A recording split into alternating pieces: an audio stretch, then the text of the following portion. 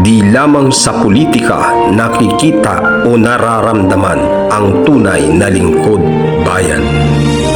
Maging sa kanyang tahanan ay iyong makikita at mararamdaman ang kanyang tunay na pagkatao.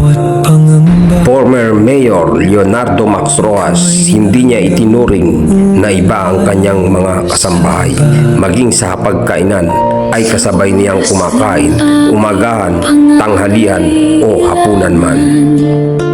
Naniniwala ang ating former Mayor Leonardo Max Roxas na ang pagtulong sa kapwa ay hindi serbisyo, kundi panata na minana pa niya sa kanyang mga magulang. Pag-asang muling sumisikat, dahil may pusong handang tumulong, at pagmamahal na walang kapalit.